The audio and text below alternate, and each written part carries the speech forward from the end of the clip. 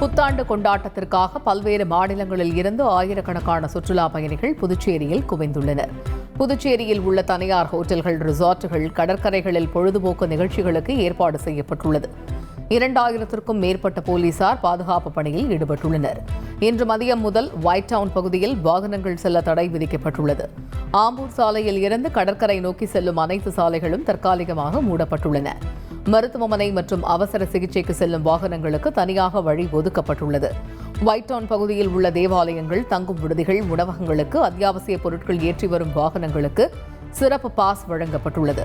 புத்தாண்டு கொண்டாட்டத்திற்கு கடற்கரை வரும் பொதுமக்கள், சுற்றுலா பயணிகளின் வாகனங்களை நிறுத்த 10 இடங்களில் தற்காலிக பார்க்கிங் ஏற்பாடு செய்யப்பட்டுள்ளது. பார்க்கிங் இடத்தில் இருந்து கடற்கரை சாலை செல்ல இலவசமாக 30 அரசு பஸ்கள் ஏற்பாடு செய்யப்பட்டுள்ளன. நல்லா இருக்குன்னு சொன்னாங்க. சரி, அதான் எப்படி இதுன்னு பார்க்கலாம்னு சொல்லிட்டு. எப்போதுமே விதி மேல பழி போடாதீங்க. இங்க ஒருத்தர் மெழுகுவர்த்தி பிசினஸ் செஞ்சு 20 லட்சம் ரூபாய் சம்பாதிக்கிறாரு. எப்படின்னு தெரிஞ்சுக்க ஃப்ரீடம் ஆப்பை டவுன்லோட் பண்ணுங்க.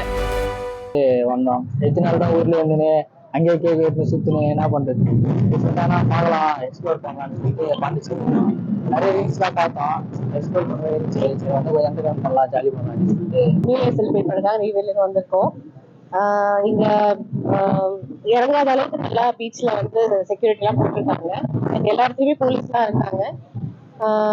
எப்பவுமே வீட்டுல தான் நியூ இயர் செலிப்ரேட் பண்றது. ஸோ சும்மா ஒரு சேஞ்சுக்காக நாங்க இங்க பாண்டிச்சேரி வந்திருக்கோம். ஸோ நல்லா இருக்கு, எல்லாமே செக்யூரிட்டில இருந்து எல்லாமே பக்காவா பண்ணியிருக்காங்க. நல்லா இருக்கு, பாதுகாப்பு ஏற்பாடுனா ரொம்பவே நல்லா இருக்கு. எல்லாமே சூப்பரா இருக்கு. எல்லாருக்கும் ஹாப்பி. வரக்கூடிய மக்கள் வந்து சந்தோஷமான முறையில இந்த புத்தாண்டை கொண்டாடி செல்லலாம்.